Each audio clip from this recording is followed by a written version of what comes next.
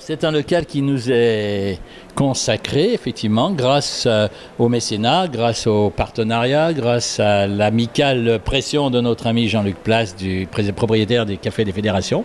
Et c'est pour ça que nous appellerons les écrivains des Fédés. Mais ce n'est pas un simple hasard.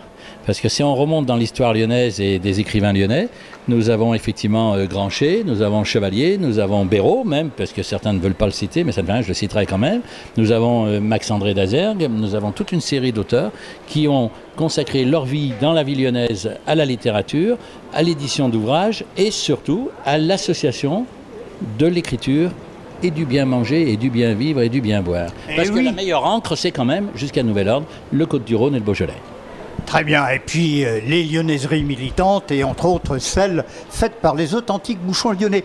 Qu'allez-vous faire, Jacques Bruyas, dans ce local qui s'appelle, donc vous le disiez, les écrivains des Fédés? Qu'allez-vous faire? Qu'allons-nous y trouver? Alors nous allons y trouver des livres écrits et édités en région Rhône-Alpes. Et nous allons y assurer tous les mardis soirs, les mercredis soirs, les jeudis soirs, les vendredis soirs, les samedis matins, les samedis après-midi et les samedis soirs, des signatures, des dédicaces. Je veux que tous les auteurs puissent avoir un lieu pour dédicacer, sachant que non pas que les libraires les boudent, mais simplement les libraires sont dans de telles difficultés que souvent ils n'ont pas le temps de s'intéresser aux auteurs locaux, dit-il. Et puis surtout qu'il y a maintenant une opération marketing autour du livre qui fait que ce ne sont que les livres qui viennent de Paris, qui sont distribués par le même groupe, qui sont relayés par le même groupe et qui appartiennent d'ailleurs, lesquels groupes entretiennent souvent les libraires, qui font qu'il n'y a plus de littérature en France, pratiquement. Il y a quelques auteurs formatés, bien marketés et qui malheureusement tiennent le haut du pavé. Donc nous avons besoin d'être connus, nous avons besoin d'être reconnus, nous avons besoin d'être lus, nous avons besoin de dédicacer des ouvrages et ce lieu est magique pour ça et je ne saurais qu'en remercier. Encore une fois, Jean-Luc Place pour cette initiative. N'ai-je pas entendu dire qu'il y aura également des lectures, des soirées, et peut-être même de brillants auteurs nationaux comme Eric Orsenat qui pourraient venir dédicacer et speecher? Alors effectivement, j'ai quelques amis, par exemple Marc Lambron, qui est de l'Académie française, ou Eric Orsenat, de l'Académie française aussi, qui viendront effectivement, quand ils viennent dédicacer à la FNAC ou n'importe quoi, en accord d'ailleurs avec la FNAC, j'ai déjà pris les devants, ils passeront par ici, ils feront une rencontre avec les auteurs et avec les lecteurs qui voudront venir. Nous aurons aussi effectivement, outre quelques nationaux, j'espère le plus grand nombre possible, nous aurons effectivement des lectures, nous aurons des interviews faites par une web TV qui va s'installer avec nous. Je ne sais pas si vous la connaissez, mon cher Michel Godet, mais je pense que vous la connaissez puisque vous m'interviewez. Donc, simplement, ça sera un lieu culturel, un lieu de vie dans lequel nous essaierons au maximum de prôner la littérature lyonnaise, l'écriture lyonnaise. Jean-Luc Place prépare un livre sur la poésie lyonnaise. Elle a eu une très grande place à Lyon, la poésie.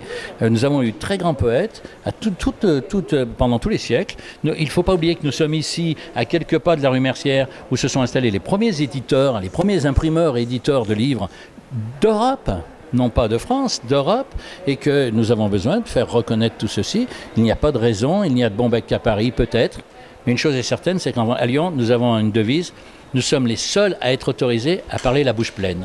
Donc si vous nous autorisez bien, nous préférons nous installer à côté d'un bouchon que d'aller nous installer à côté de, je ne sais pas, d'un lieu de culte ou d'un lieu de pensée universelle. Voilà.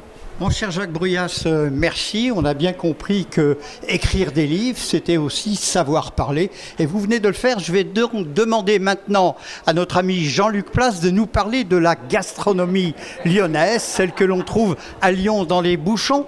Mon cher Jean-Luc Place, le Café des Fédérations vous remercie, car c'est quand même grâce à vous qu'on vient de mettre en place les écrivains des Fédés. Quelques mots pour vous, Jean-Luc, qui écrivez également beaucoup, qui est un érudit ô combien de la littérature lyonnaise. Quel rapport y a-t-il entre gastronomie et écriture pour vous? Alors, quel rapport entre l'écriture et... Eh bien oui, s'il y en a. Il y a historiquement ces bouchons qui sont nés milieu du 19e. ont allié Boostify, nourriture du porc et du veau, et puis du parler lyonnais, de la littérature lyonnaise populaire, dont Guignol et tous les contes des disciples de Laurent Mourguet. Voilà ce que nous chercherons à perpétuer aujourd'hui. Jean-Luc Place, ça sera la fin FAIM de ce court interview. Peut-on dire que dans la littérature lyonnaise, cette phrase que je vais vous citer en est très représentative? Au travail, tu fais ce que tu peux. À table, on se force. Alors, on va se forcer, chers amis auditeurs et téléspectateurs ou webinautes. Nous allons pouvoir enfin voir qu'à table, on sait se tenir, on sait mâchonner dès les plus belles heures matinales et aussi on sait écrire et lire.